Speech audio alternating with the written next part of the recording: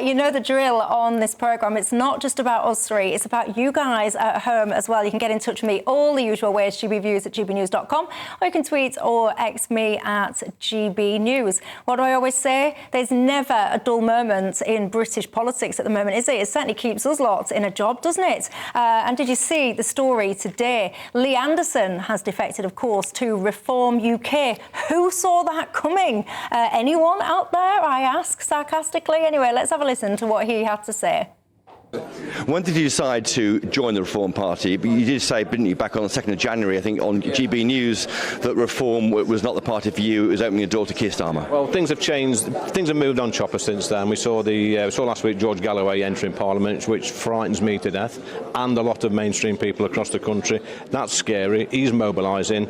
The rest of Parliament seem to be sleepwalking into disaster, not prepared to stand up and fight back against this threat. So, you know, the Reform Party offering sound economic policies, as well as sticking up for this great country of ours, you know, and I've said time and time again, Chopper, all I want is my country back. I want to be able to feel safe, and my family and friends feel safe walking the streets. I want these demonstrations on our streets of London stopped. These idiots that are out, you know, these yobbos that are shouting murderous, you know, things on the streets of London, these need to be locked up. It's all well and good, you know, spouting out strong words from the steps of Downing Street and in the chamber. But people want action. They want to see action. They want to see this stop. They want our country back. Do you want your country back? Get in touch and let me know. I'm running an X or Twitter poll, whatever you want to call it on there. Let me know whether you think Lee Anderson was right to make that move to Reform or not. Quentin Letts, what do you say to all of that? I think this was really about Mr Anderson trying to save his seat. And I suspect he's looked at the opinion poll findings, which are suggest that Labour's well ahead in his seat, and he may be able to get a few voters from Labour. He may be, the really interesting thing about a move like this is, will he be able to ignite, will he be able to pull in people who otherwise weren't going to vote? I think that might be a lot of it. So I think it's really, a lot of it will be to do about Lee Anderson himself thinking about his own prospects. But you have to say how stupid the Conservative Party whips were to effectively try to discipline him and basically force him out. What a ham-fisted operation that was. And also, listening to that speech that Mr Anderson gave today, it was actually a bit like listening to Rishi Sunak on the steps of Downing Street. There's very little between what he said today and what Sunak said, was it 2 weeks ago? So I think this mainly it's to do with his personal electoral fortunes and him thinking, I'm more likely to hold the seat if I fight it for Reform rather than for the Conservatives. Where are you on it, Aaron? Ashfield is a fascinating constituency because you have the Ashfield Independents, and they had a parliamentary candidate called Jason Zadrozny. Sorry, Jason, if I've mispronounced that. And they came second in 2019. They got 27% of the vote. They've got 32 out of 35 councillors, I think, on the district council. So it could be a four-way seat at the next election. You could have the Conservatives even finish fourth. I would put a punt on the Ashfield Independents winning. But who knows? I think you're absolutely right that the calculus here is that he's just trying to basically keep his political skin. I don't think it'll be enough. Do you think if an MP, it's not just about Lee Anderson, this is a more general point, do you think if any MP essentially defects to a different party, that should automatically trigger a by-election? I think if they're a decent and honourable person, they should feel like that's the right thing to do. How you compel them to do that, I don't know. I certainly think it should be the case, but look, I've just used the word decent and honourable. That's not something we apply to many politicians these days. Yeah, but the trouble with that is, first of all, it's not the way that our system's set up. We elect the person rather than the party. I don't want to make the parties any more powerful in this. One of the problems with our politics is that the party whips and the party leaders have too much power.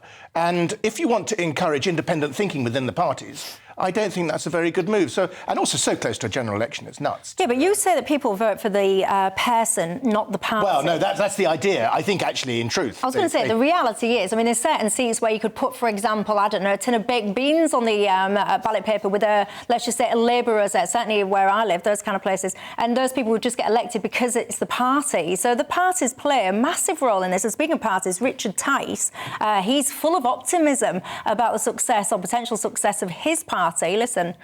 Lee's going to be our champion of the Red Wall. This is going to boost us in the polls rapidly.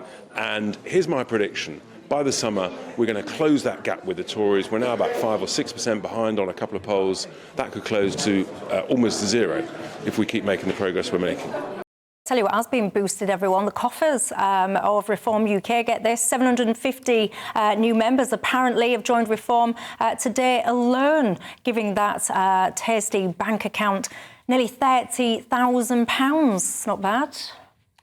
Yeah, well, it's big money to us too, but it's not very much in terms of party political spending, I'm afraid. Yeah, but it certainly shows, though, because, I mean, these are you from... need 30 million for a general election. Yeah, but these are from individuals, and parting with nearly 40 quid as an individual in these kind of economic times, you know, that's not an easy decision for a lot of people to make. So for nearly 1,000 of them, nearly 1,000 people on those maths who have made that decision, it shows that he's galvanising people already, Lee.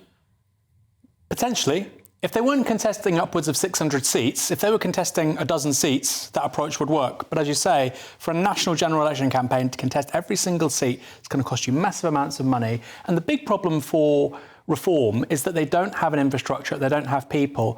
They were banging on about the postal vote in Rochdale, but for good reason, because huge numbers of voters now get out very early, and you can have a wonderful campaign, a charismatic candidate, brilliant air war on the TV, on the radio. It doesn't matter, because enough people have gotten a particular party, generally one of the big two, over the line. And I think Nigel Farage said this before.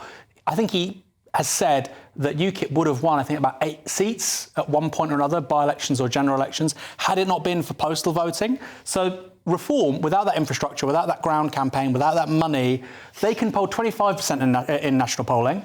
They will still struggle to win seats.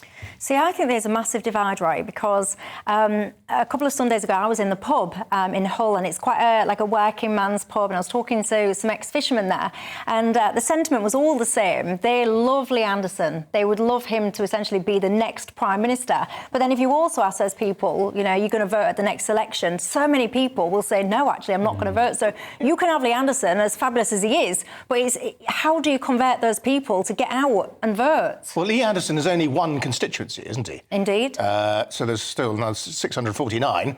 I was out yesterday at a rugby match, the Wales rugby match, with some blokes, and I'd say most of them were probably likely to support Reform.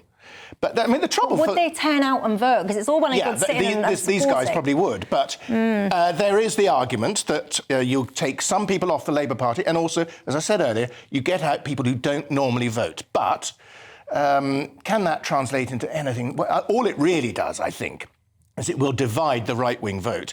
And the people who are going to benefit from this most are the Labour Party. I was watching the press conference today. I was watching it on a couple of different screens, actually. One here on GB News, and then on the other one, don't tell my boss, but I decided to peek and see what Sky News were up to and how they were covering it. And it really stopped me in my tracks, so much so that I rewound it and listened to it again. Listen to their opening intro on this press conference. Are seeing pictures from the preparations for a press conference from the Reform Party of Great Britain there, the Union Jack being rather a giveaway as to what they think about things. See, I've got to say... Outrageous. Well, all the parties have the Union Jack. It stopped me in my tracks, right? Because the way I interpreted that, what they're essentially saying, this is my interpretation, it's like you're suggesting somehow that if you have the audacity to have what they then called the Union Jack, Union flag, whatever you want to call it, if you somehow have the audacity to stand in front of our national flag with pride, that somehow that has some kind of racist, xenophobic connotations to it. And I absolutely reject that. What we need to bring back is some national pride. We need to bring back that kind of whole kind of patriotic sense of unity and community. I think it's there. I don't think it's gone away, Michelle. Actually, but I was watching it, dare I say this, on the BBC as well. But they were referring to Reform as the populist party. I've never heard a party described as the populist party by the BBC before like that. It sort of had a sneering quality. I mean, you just call it Reform UK, and they've got policies or they haven't got policies. Let the viewers decide. But calling it the populist party had a bit of a curling lip to it, I thought. You see, but I think this whole kind of Union Jack, Union flag point is such a key one, because there is so much snobbery, Aaron, in this country. It almost looks down, I feel, this is my interpretation, it looks down on like the working class, what I would just call like your everyman. They are concerned about things. They're proud of their nation. And that is dividing people.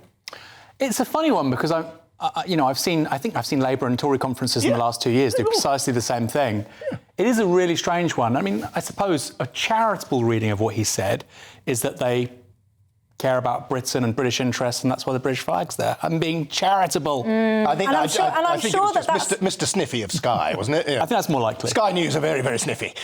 It's just, it stopped me in my tracks. Not a lot in this day and age, doing this job, not a lot actually does stop me in my tracks these days, I can tell you.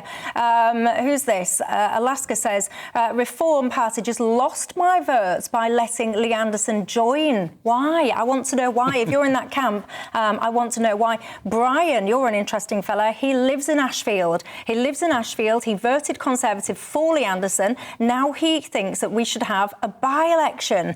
There you go. I found that interesting. Anyone else in Ashfield? What do you make about Lee defecting to Reform?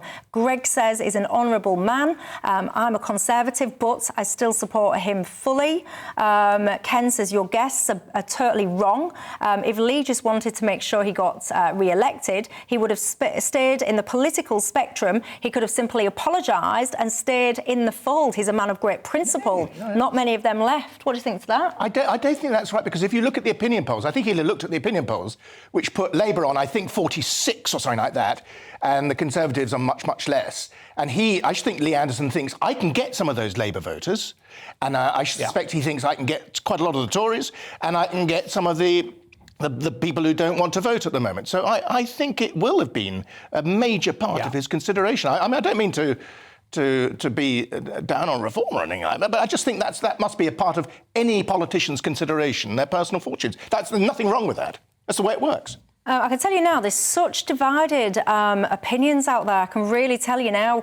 John says yes, with lots of S's and capital letters. About time he celebrates that switch. Wesley in Georgia, USA, hello there. He says, I don't live in the UK, but notwithstanding that, I think Lee Anderson did make the right choice of defecting, and I wish him the very, very best. Andy there says, Alan says, Lee Anderson is a loudmouth non-entity. I've got no respect for his views or anything like that. He should stand now and force a by-election, he says. Does he work for Sky News? Yeah, is that you? I found you. It could be no comments, I think, was the answer from that. Anyway, your thoughts, gbviews@gbnews.com.